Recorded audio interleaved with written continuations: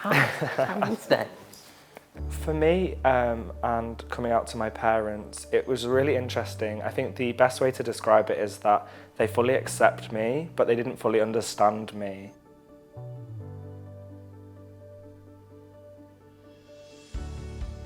It was definitely an approach to my parents when bullying got really bad at school. It was something that had been brought to everyone's attention. It was something that I really wasn't coping with. And at that time, we're sort of talking about early 2010s. We're still living in the shadow of Section 28. It's been repealed, but schools very much were the approach of you're the problem, not everyone else being the problem. So I was offered counselling as opposed to actual help. So whilst they, expressed that they still love me and that it wouldn't impact them, they didn't necessarily go through the right efforts to understand what that meant for me and for them.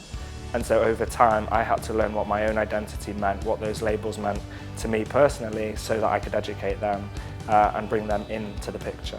And so my parents were kind of involved in that conversation. They sort of brought questions to me, but it was very much like, we're gonna shut this down. I don't want to talk about it. And almost sort of the unspoken thing in the room, we didn't really have that conversation because I wasn't ready. I think I struggled quite a lot with this because I was surrounded by a community that fully accepted me.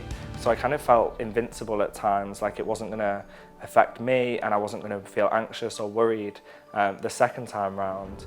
Yet, it's the validation from my parents, and I'm sure this is an experience for many people, that like you want more than anything else. So it was still, even though I didn't care at this point whether they accepted me, rejected me, because I knew I had my chosen family, it still made me feel really, really anxious. You know what, I wasn't scared when I worked out who I was finally. It actually felt the opposite. It was liberating.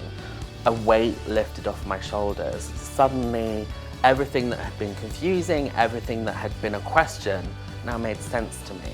And for the first time in my life, like this was my mid-20s, I started saying yes to myself.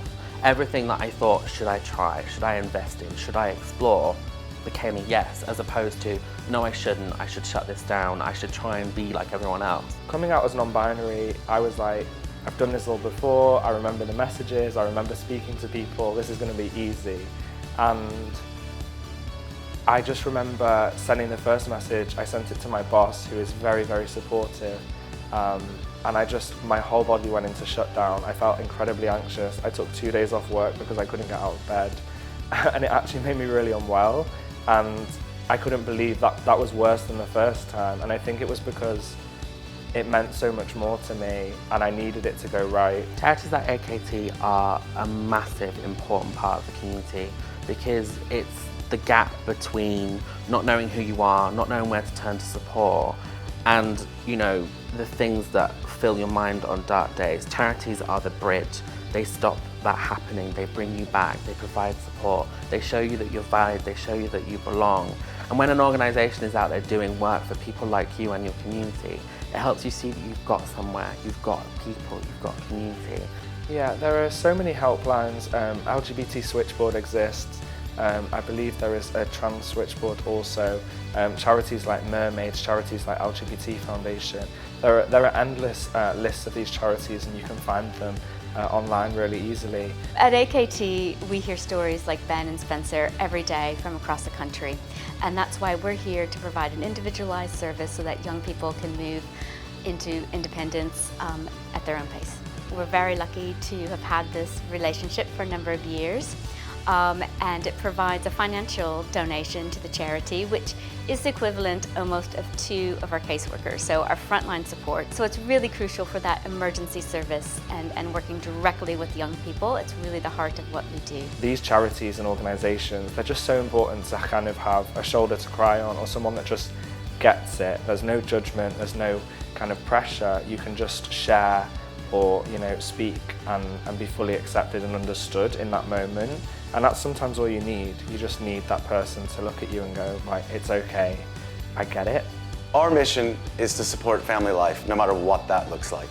And it's important now more than ever that we spread the love. I spread the love for my community by showing up unapologetically, being myself, being the representation that someone might need, and it shows someone the opportunity to be exactly who they are. The way in which I spread the love is just really just sitting and listening to people. You don't need to do any grand gestures, you don't need to, you know, pull out streamers and confetti cannons. Sometimes listening to people and understanding them and spending one-on-one time can be really, really powerful. My coming out journey was a big work in progress, but I'm happy, I'm thriving. I'm Ben Peachy, I'm a writer, speaker, presenter, and I'm non-binary. My coming out journey was not a one-time moment. It is an ongoing process that I continue to go through at work, at home, in social spaces, and it has been an incredible journey at that, and I've met so many phenomenal people. I'm Spencer Cooper, and I'm a non-binary individual from Manchester.